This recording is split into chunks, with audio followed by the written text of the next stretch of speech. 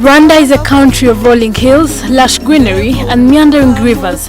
But beneath this marvel is a nation with a checkered history. The 1994 Rwanda genocide convulsed the nation after the Interahamwe militias killed close to 800,000 Tutsis and moderate Hutus in an orgy of bloodletting that lasted 100 days. As the country marks the 20th liberation anniversary, we trace the path of the guerrilla struggle born out of a wave of mass discontent by nationals who had been expelled from their birthplace. The Rwanda Patriotic Front was covertly formed in 1987 as a guerrilla movement and political party. Many of its founding commanders, like the late Fred Gisa Rwigema and the current Rwanda President Paul Kagame, were part of the NRA guerrilla outfit led by President Museveni. After the 5-year Luwero bush struggle, the NRA captured power in January 1986. However, for these army officers, the Luwero Liberation War would only serve as a first phase of the struggle. Another monumental challenge lay ahead: how to liberate themselves from the shackles of bondage.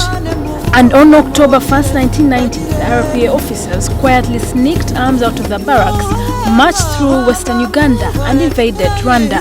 I was the commander of military police of Uganda, and he escorted the whole force coming in here. So they came as forces which was going to be deployed elsewhere. So the NRA didn't know that we are coming. One of the sites at Kagitumba in eastern Rwanda bordering Tungamo today bears a lot of symbolism. It is where the first shot of the struggle was fired. According to General Sam Kanchemera Kaka, who was amongst the senior commanders, Rwigema's death took a toll on the struggle. He was the one who had all the strategic plans on him. But they later relocated, as General Patrick Nyamvumba, who is now Chief of Defense Staff, recalls. The leader of our struggle at the time was General Fred. He died on the second day, and then our current president took over from there. A lot has since changed in this town since the first bullet was fired. The story of who fired the first shot, though, is mired in controversy. Some point to a junior officer called Sergeant Musisi. The first bullet I can't tell, but there was a group of soldiers who attacked. The commander who was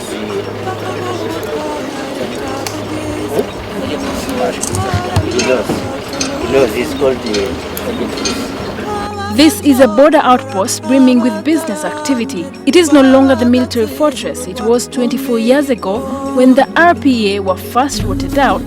The hilly terrain and the death of commanders Rwigema, Chris Bunyenyezi and Dr. Peter Baingana worked against the guerrilla fighters as government forces inflicted victory on them.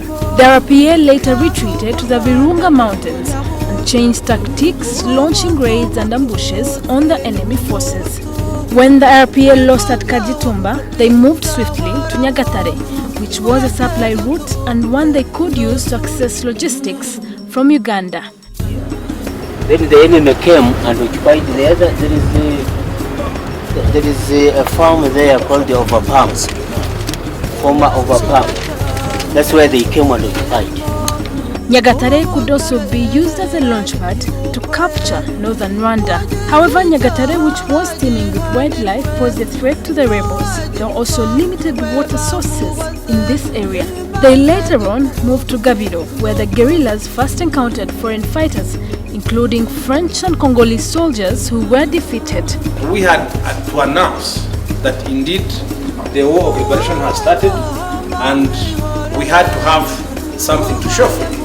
And therefore, Gabiro presented a very good, if you will, garrison in terms of our success and the government failure. Their base in Gabiro has now been turned into an elite combat training center for the army in the country because of the role it played during the struggle. 2 years into the struggle, the RPF established headquarters at Umurindi. It's at this house where President Paul Kagame often met with his commanders to plan the final onslaught on Kigali. All operations were planned from, including the campaign against genocide, was planned and, if you will, executed from here. It is also here where the RPA interacted with those willing to fund the struggle. Many of these sites now stand out as the lasting vestiges, 24 years after the RPA launched this liberation struggle. This is the trench or the bunker where President Paul Kagame, the then commander of the Rwanda Patriotic Front, would come to take refuge anytime there was a crossfire. It is now going to be designated as a museum for the part it played in the liberation struggle. Sheila Nduhukire, NTV, Rwanda.